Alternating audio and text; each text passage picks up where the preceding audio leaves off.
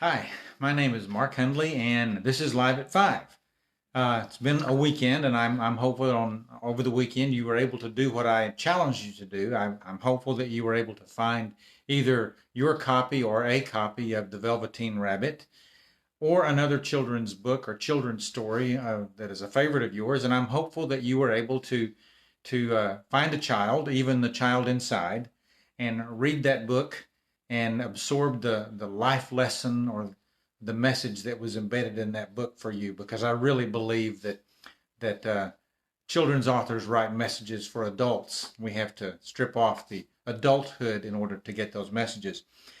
I'm going to start something I told you a little bit about last week. We're going to just analyze this conversation, and I'm hopeful that you'll find this useful.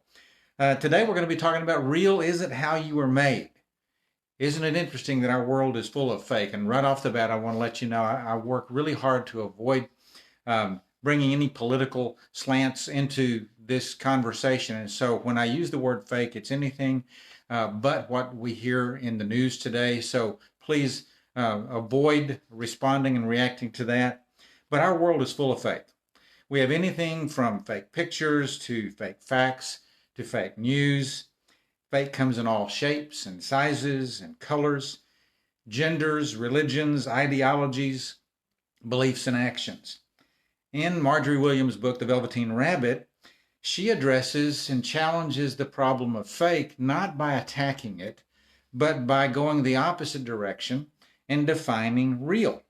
So over the next few Live at Fives, we're going to be breaking this down and looking at ways that human beings can do a better job about being real in this world. But let's first of all look at fake. Fake is kind of interesting. Fake has some appeal. Why is that true? I wonder what makes fake so appealing. Well, I have a few ideas. First of all, fake is flashy. It comes with all kinds of bells and whistles and lights and sound. It attracts people to it because it causes us to kind of wonder what's going on over on that corner. Fake is fun. Now you're going, Mark, fake can't be fun. But yeah, fake is fun. If it weren't fun, we wouldn't be attracted to it. We wouldn't be clamoring around the fake. Who wants to go to a boring movie or a boring concert? You want to go someplace that's fun, so fake has some fun attached to it. Fake is tricky. It's intriguing. It creates a sense of wonder. You wonder what's going on, what's real, what's not, what they're going to say, what they're going to do, how they're going to be. Fake is deceptive. It's deceptive. It offers what appears to be real. It appears to be something that it's not. It appears to be something that it can't deliver. So those are the things that on the surface make fake appealing. But plain and simple, it's not real. But when we start pursuing fake, here's some things that happen. Fake can open doors, but it can also close minds. Fake spreads lies and sometimes creates confusion. Fake often divides people and evades detection. It frequently vilifies causes and weakens vision. Very often it destroys resolve and confounds reason. Fake really, kind of like a pumpkin at Halloween, hollows out the soul of men. And we're left with, instead of fruit, we're left with an ugly facade. The first quote from the conversation between a skin and a horse found in The Velveteen Rabbit says something like this: real isn't how you were made, it's a thing that happens to you. See, we live in an instant world, instant everything. You go to McDonald's, you drive up to a speaker box, you order your food or your beverage, you go to the first window and you pay. You don't even have to exchange money.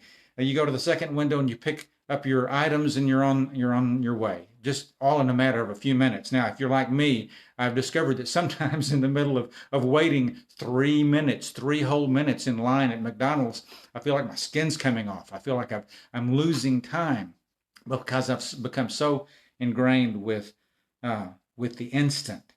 Fast, quick, easy. That's what it's all about. We enjoy instant communications all the time. We enjoy instant pictures, and we have instant apps on our phone that help us to alter reality in lots of ways. One of the outgrowths of this instant world is that it makes it really easy to embrace the fake, because fake doesn't take much thought. Fake doesn't take much investigation or pondering. It just is. The message in that first quote from the Velveteen Rabbit really is something that talks about real happening to us, but over time. Real happens to us over time, not overnight. So we have to be aware of that. Becoming real, we have to remember, is a process, not an event. Becoming real is the development of character rather than the demonstration of cleverness. It happens to us through purposeful and dealing with purposeful struggles in life. It happens to us as we discover to live humility, and that's a tough one. I remember a college professor one time said that humility is a tough standard to come by. He said more often than not, about the only way to find your way to humility is to be humiliated. And I think I have experienced some of that in my life. There have been times when I've walked away from something I've been very sure of, only to be quite humble.